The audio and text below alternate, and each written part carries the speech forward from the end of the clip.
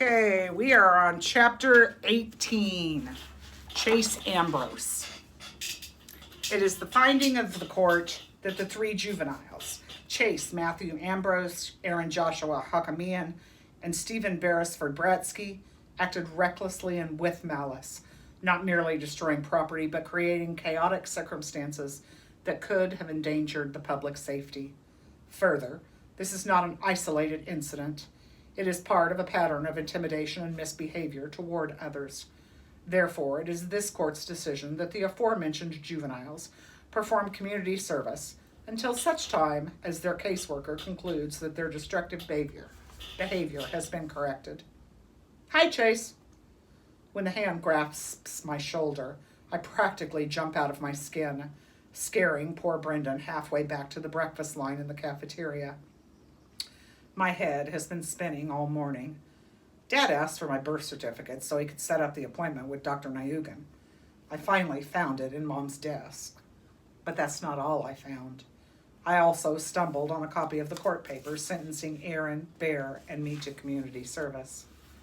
What's wrong? Brendan asks in concern. You look like you've just seen the zombie apocalypse and it's coming this way. How can I explain it? It may not be the zombie apocalypse, but it's just as creepy. The judge's words have been burning themselves into my brain. Pattern of intimidation, zero remorse. Pathway to criminality if left unchecked. I didn't realize how bad it was. Oh sure, the flashbacks keep coming. I remember the wide berth kids gave me when I got back to school after the accident, and continue to give me to this day. The general sentiment that Hiawassee Middle School, and maybe the whole world, would be a better place without me. I'm a pretty heavy presence here, and since I've done nothing in my new life to earn that reputation, it's safe to say that it comes from the secret history amnesia erased, from the 13 years before I fell off the roof. Up until a couple of weeks ago, my 4-year-old half-sister treated me like a Sasquatch that had wandered into her life, an unpredictable and dangerous beast, and her mother, an adult, wasn't much more comfortable around me. Aaron and Bear aren't exactly choir boys, so it's safe to assume I wasn't either. But in spite of the rough way they treat other people, they always have my back. That's loyalty, a good quality, isn't it? I close my eyes and see the empty velvet case from Mr. Solway's closet. Brendan, how bad was I blurt. An English muffin rolls off his tray and hits the floor. What are you talking about? He stammers. Leaf Man could never have happened if it wasn't for you. I mean before, I press. The old Chase. Who cares, he insists. You were really different back then. I know I was different. Different how?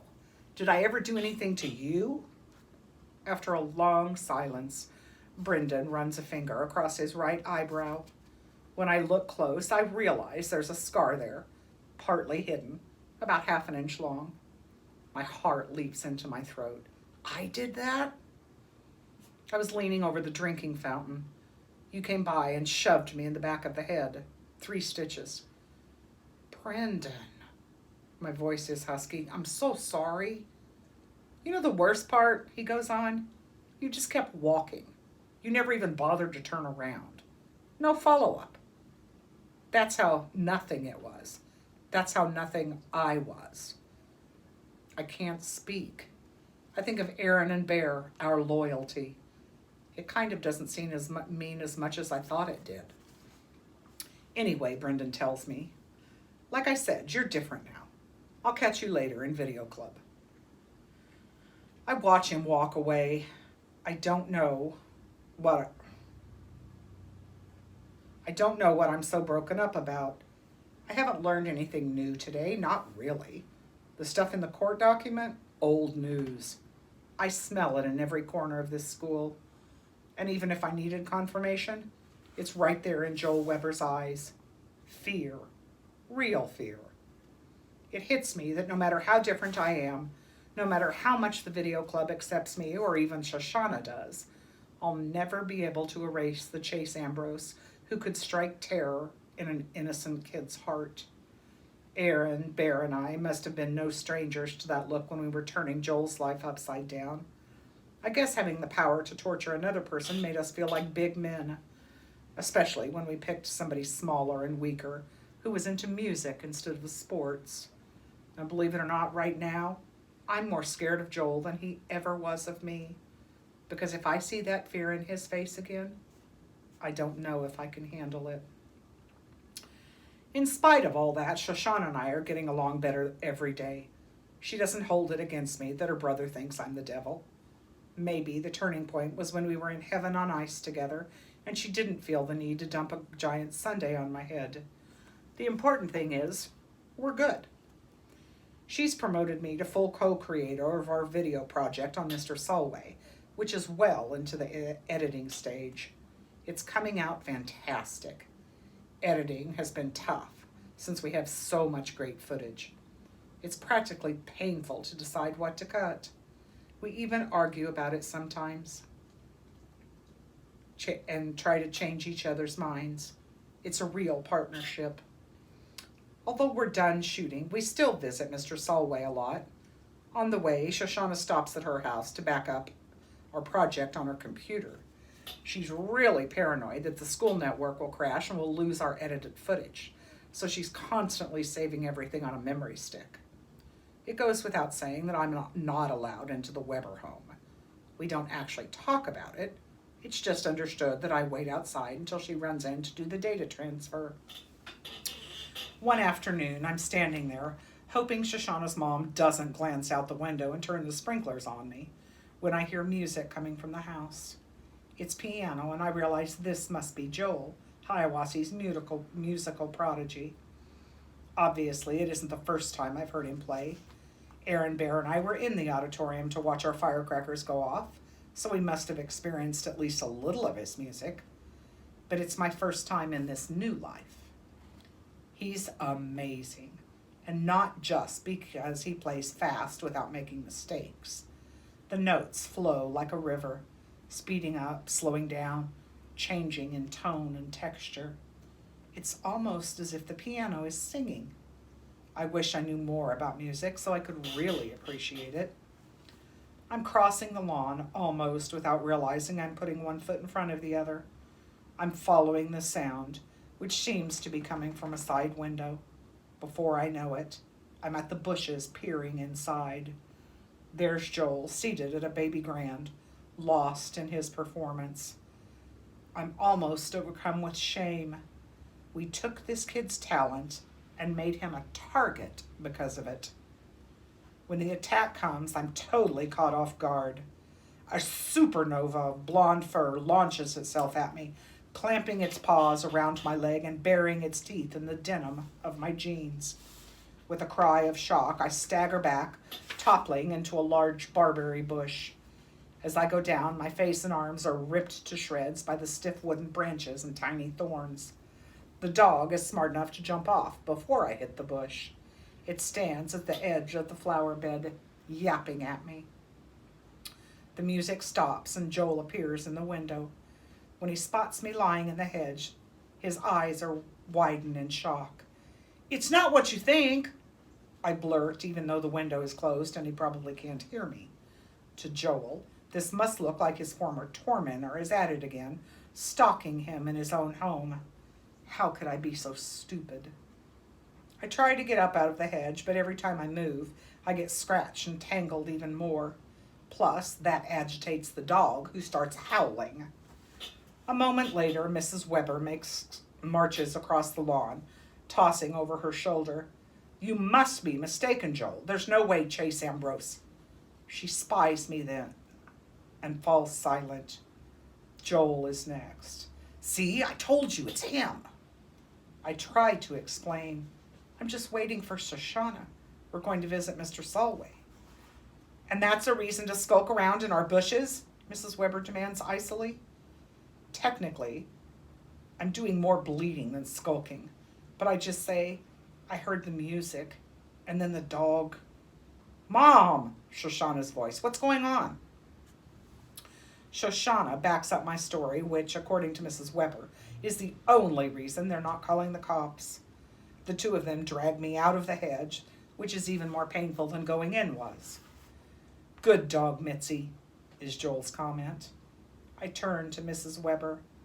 "I'm sorry for the disturbance. I came closer to hear the music, and when the dog attacked, I fell in the bushes." I add to Joel, "You're really good." He doesn't answer. His mother looks me over critically. "You're bleeding." And then, "I guess we can't let you walk around like that." She drags me into the kitchen and washes all my cuts and scratches with antiseptic. The good news is Mitzi's bite didn't break the skin.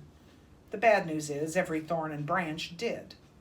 It's the worst agony I can remember since I fell off the roof, and I can't shake the feeling that Mrs. Weber is loving supplying it. It's the first time I've ever seen Joel smile.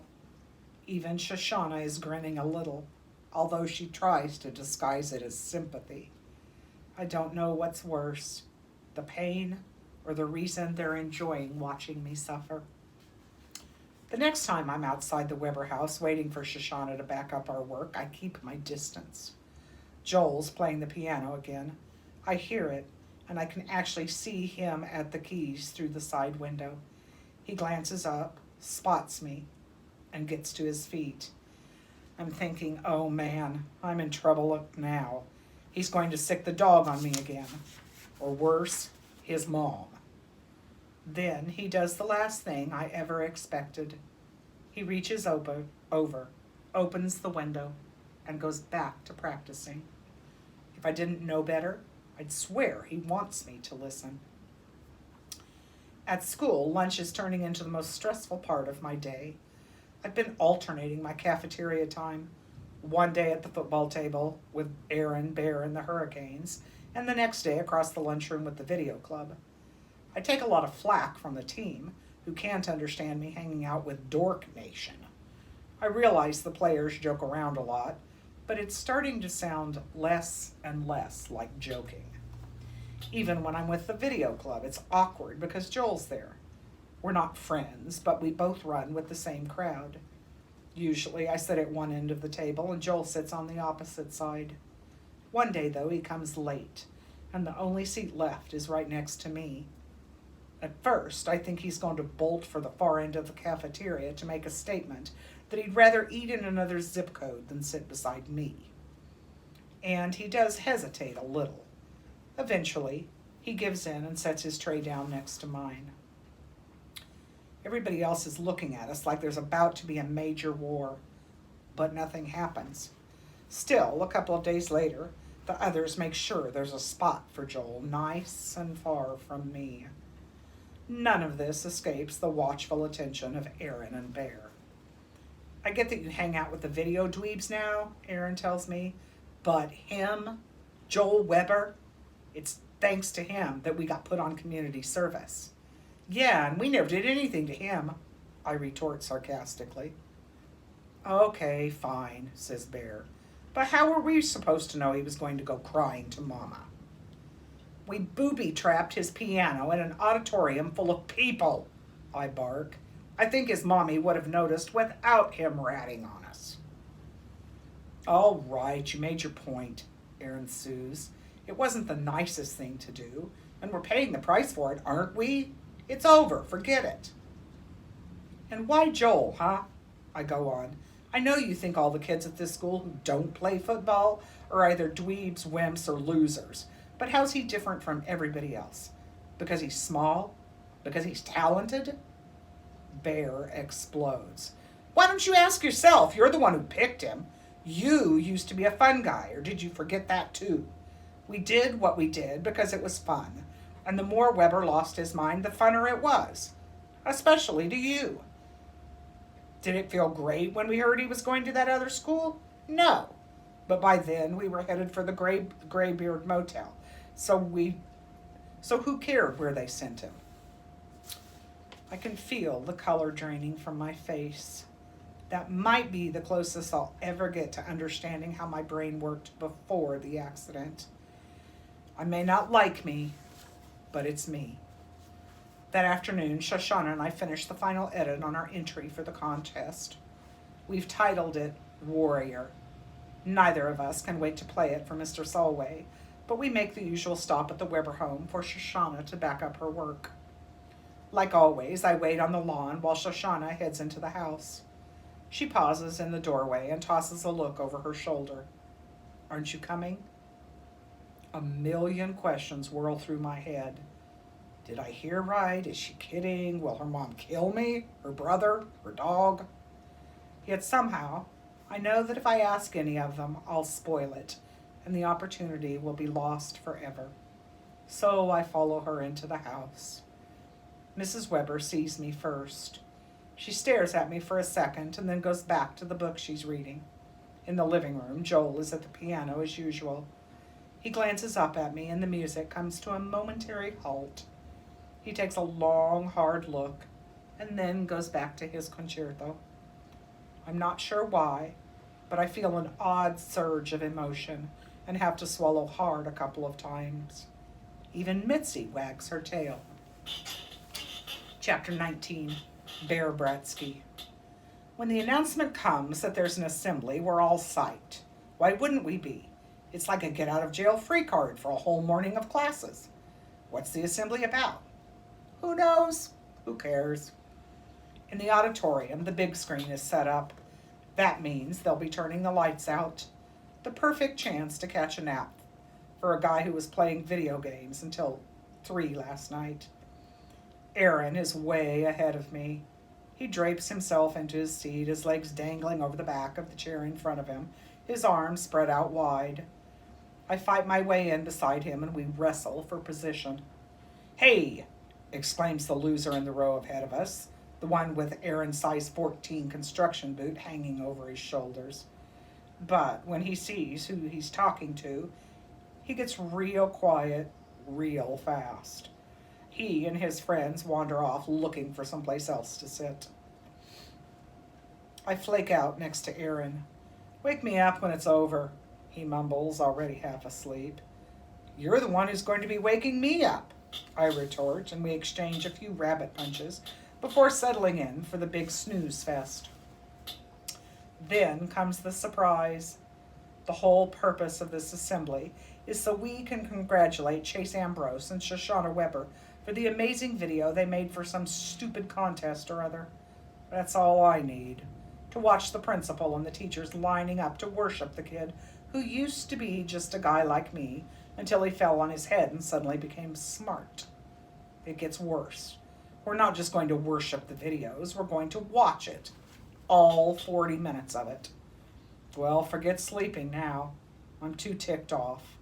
Even Aaron is sitting bolt upright, staring in outrage at Ambrose and the Weber chick on stage. The video starts. That's when my head really explodes. The thing is called Warrior, and it's about that geezer Solway, the meanest old Dumbledore in the entire Greybeard Motel. No wonder the two of them spent so much time with the guy. Beside me, I can practically see steam coming out of Aaron's ears. It's not enough for him to make us look like jerks by doing community service when he doesn't have to, he seethes. No, he has to make a documentary about the place so he can brag to the whole world.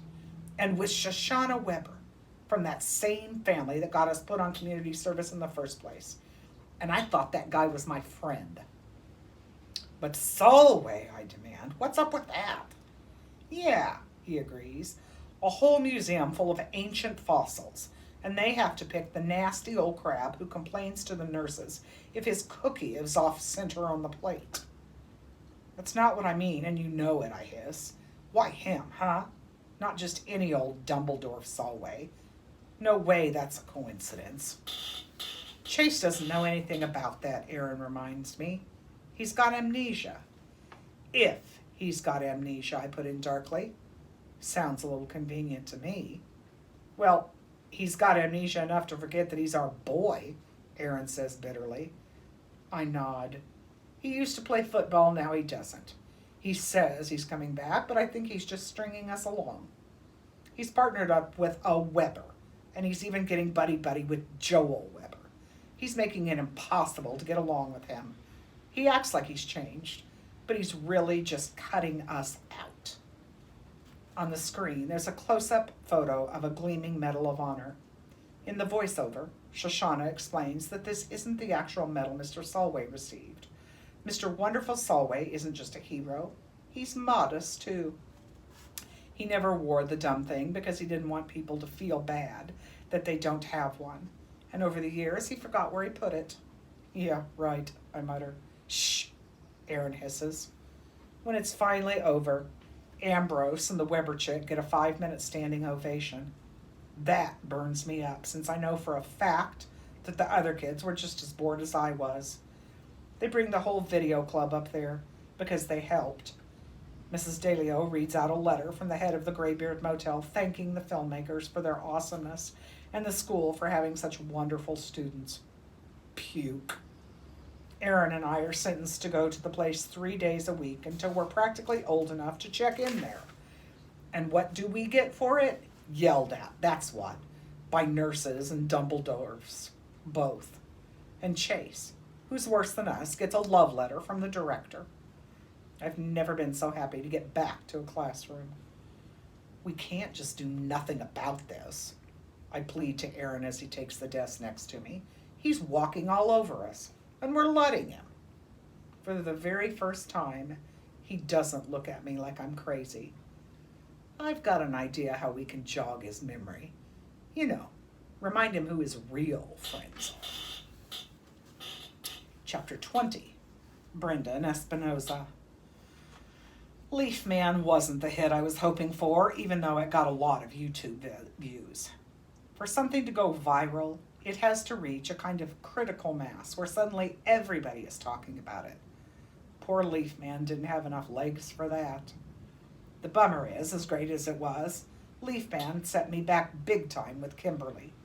She's still nice to me, but it might be that she feels sorry for me because she thinks I'm crazy. I'm coming to the conclusion that our senses of humor aren't very compatible. That doesn't mean we aren't compatible, just that we probably won't like the same books, TV shows, movies, that kind of stuff. Besides, she's still totally moon-faced over Chase, so compatibility isn't really an issue right now. The fact that she barely even notices me, that's an issue. Anyway, I've got an idea for a new video, and this one's going to knock her socks off. It doesn't depend so much on humor as creativity and special effects. It's called One Man Band. Picture this, the Hiawassee Music Room. The camera films me pretending to play every instrument in the orchestra in front of a green screen. Then I use the video editing program to superimpose those images onto the various seats on the band risers until I've got a whole orchestra and they're all me. Presto, one-man band. Joel helps me reserve the room for Thursday after school. The music department is so thrilled to have their star back that Mrs. Gilbride would have promised him her firstborn child. Besides, he's known to be a good kid. It's not like he's going to trash the risers or anything like that. Unfortunately, Chase isn't available to work the camera. He has to take a social studies test he missed due to a follow-up appointment with his falling off the roof doctor. This might be a blessing in disguise because Joel, A, volunteers to fill in, and he's a pretty good cameraman, and B, Mrs. Gilbride wouldn't let Chase anywhere near her instruments, amnesia or not. She's still mourning that piano like it was donated to the school by Beethoven himself. Also, C, Kimberly is always a little distracted when Chase is around. Maybe that's why she didn't get the humor in Leaf Man. Now, with Chase away writing that test, she'll be able to concentrate on me. I want to rent a tuxedo since those orchestra guys really put on the Ritz.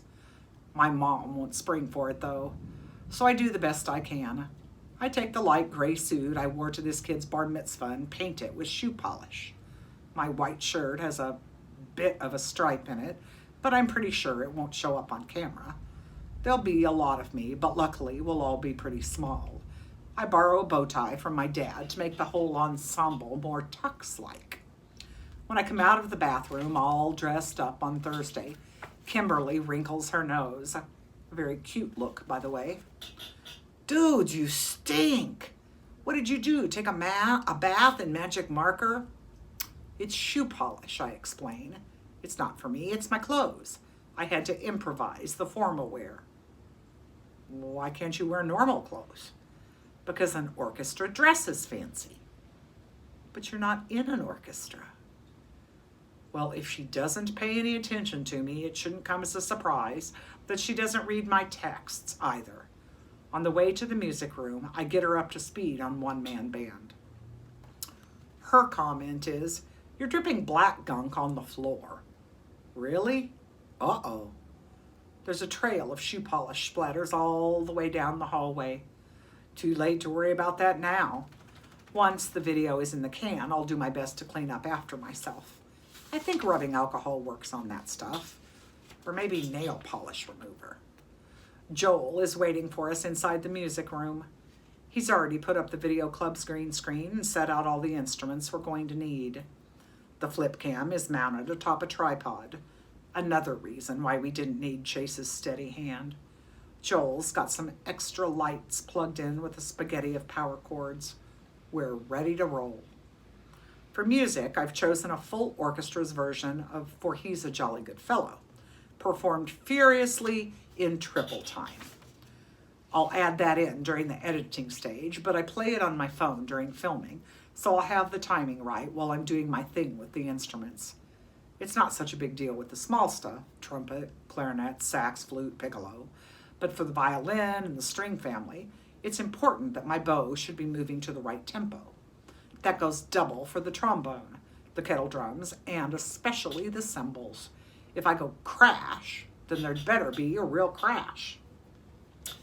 I know this song, Kimberly comments after the music has been playing in an endless loop for at least 20 minutes of shooting.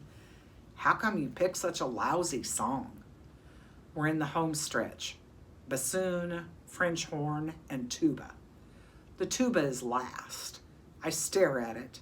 It's the marching band kind where you climb into the middle of it and it's all around your body like a python. Wait a minute, I protest. Where's the regular one? Dented, Joel replies. Somebody dropped it down the stairs and it's out getting fixed, so it's this one or nothing. Well, you can't have an orchestra without a tuba. I squirm in and struggle to my feet. I swear the thing weighs more than I do. I'm no Hercules, but the kid who plays this in the marching band is a 4'8" 6th grade girl. How does she lift it, much less have the breath left over to blow it? Kimberly is regarding me a little dubiously, so I give her my most confident look and announce piece of cake. It comes out like I'm straining to pass a kidney stone. Not the effect I was reaching for. I put my lips to the mouthpiece and nod to Joel to start filming the final shot. The camera comes on. The double doors are kicked open, and before I can react, a tidal wave of white foam fills my field of vision. It hits me in the face. It wouldn't normally be enough to knock me over, but with the heavy tuba bell suspended above my head, I overbalance and go down like a stone. There's a loud clang as the brass of the instrument strikes the metal edge of the riser. I hear a gasp of horror from Joel, and soon I understand why. When I roll out of the stream of foam, still wrapped in the tuba, I see Aaron Hakimian and Bear Bratsky, each armed with one of the school's big silver fire extinguishers, spraying down the room and everything and everybody in it. "Go away!" Joel pleads in a quavering voice. Aaron laughs a nasty laugh. "Well, if it isn't the loser. I don't think we've ever welcomed you back to school. How rude of us." "Welcome home, loser," bellows Bear, and blasts the jet of foam covering Joel from head to toe. I turn to Kimberly, who's standing there and, of all things, giggling. At long last, the girl has found something funny in one of my videos. She thinks it's part of the plan and doesn't even notice we're under attack. "Go get help," I bark at her. "Yeah, get help," snorts Bear. "Why don't you call your friend Chase?" That makes sense to me. He's the only one with half a chance of talking to these two. "Get Chase," I yell at Kimberly. Aaron laughs cruelly. And you're supposed to be smart. Who do you figure sent us here, genius? You think Chase doesn't remember the loser who got him put on community service, Bear adds. Go, I shout. He's in Mr. Solomon's room. And a blast of foam silences me, and I go down again, still encircled by the tuba. Now my arms are pinned at my sides, and I can barely move. Not that I'd be much help standing up to those two Neanderthals. And if I'm upset, I can only imagine what must be going on in Joel's mind. After everything he's been through, he comes home only to find that it's starting all over again. Kimberly bolts past the two attackers and out the door. They make no move to stop her. Their focus is on me and mostly on Joel. Hey, check out all these instruments. Bear snickers as if the band room is the last place anyone might expect to find such things. You think if I practice hard, I could become a musician like the great Joel Weber? He delivers a solid boot to the French horn, which skitters across the floor, kicking up a spray from the melting foam that covers half the room. Please don't touch the instrument, Joel whimpers. I promised Mrs. Gilbride I'd be responsible for everything. Well, that does it. Once those two idiots see how to get a rise out of Joel, they're off to the races, throwing flutes like mini javelins and frisbeeing cymbals all around them. They roll trumpets and trombones into the slop and send violins floating on top of it. A kettle drum is upended. Music stands are hurled in all directions. Shoot music is scattered like autumn leaves. Still stuck in the tuba, I try to scramble toward Aaron and Bear. I slip on wet paper and hit the floor with another clang. Joel has Aaron by the shoulder and is trying to pull him away from the instruments, but Aaron laughs and shakes him off. Suddenly, Chase barrels into the room, Kimberly hot on his heels. What's going on? He bellows. Dude, what took you so long? Aaron crows in unholy glee. We had to send the chick to get you. This is your best idea yet, adds Bear. He hefts his fire extinguisher and hands it to Chase. It's all yours, maestro. Chase looks totally blown away. I can't read his expression. Shocked or something else. It's your plan, Aaron reminds him. Bring it home. Chance is a statue, eyes wide. Bear gets impatient. Okay, I'll do it for you. He tries to take back the extinguisher, but Chase tightens his grip and holds on. There's a vicious tug-of-war for the extinguisher. With a mighty yank, Chase wrenches it out of Bear's grasp. It swings free just as Joel rises from the floor where Aaron tossed him. With a thud, the heavy metal strikes Joel in the side of the face, and he drops back down into the foam. Agitated voices sound out in the hallway. 6 teachers burst into the music room, Mrs. Gilbride in the lead. What's going on here? She yells, taking the wreckage all in. Where's Joel Weber? With a groan, Joel sits up. The foam on his face can't disguise the fact that his left eye is already turning black and blue. That's when it hits me how this must seem to the teachers. The music room is a disaster area. Instruments, music stands, books, and papers are strewn everywhere. The whole place buried in foam. The school's 3 most notorious bullies are right there. One of them, Chase, still wields a fire extinguisher, and their number 1 target, Joel, is down on the floor with a rapidly swelling face, obviously the victim of an assault. It isn't what it looks like, I gasp, and then bite my tongue. What if it's exactly what it looks like? The idea for Chase came from Aaron and Bear. Was that the plan all along? And was Chase the ringleader, just like those guys said? The teachers don't pay attention to me. Their job is diffusing the crisis. Mrs. Gilbride rushes Joel to see the nurse, and the other staff members march Aaron, Bear, and Chase off to the principal's office. Kimberly follows. Even now, her only concern is Chase. As quick as that, I'm all alone, still trapped in the marching band's tuba. With a heavy sigh, I struggle up and try to shake myself out of the brass tentacles of the thing. It moves maybe an inch. I'm going to be here all night. As I continue to wriggle and squirm, dripping gray, frothing shoe polish into the foam, I reflect that the worst part of this isn't being stuck in a tuba. It isn't that one-man band is never going to happen. It's the sad fact that Kimberly could leave me in such a terrible state just because Chase is in trouble. As soon as I think that, I realize that the real worm around here has to be me, wormier even than Aaron and Bear. I care more about my love life than the fact that my friend Chase might not be my friend after all. It isn't true, I scold myself. Chase used to be like that, but not anymore. Then there's the evidence of my own eyes and ears, the trashed band room, another attack on poor Joel. Chase right alongside his old wrecking crew, delivering the final blow. I sit down on the edge of the riser and hang my head, too depressed to wriggle anymore. The sound of wet sneakers squishing in the slop jolts me out of my melancholy. I look up to see Kimberly standing over me. She says, "I thought you might need some help getting out of that thing." My heart soars. Hope. Okay, so later in the week I will do chapter 21, 22, and 23. So stay tuned. It's getting really, really good. Miss you guys. Hope you're enjoying the book. See you soon. Bye.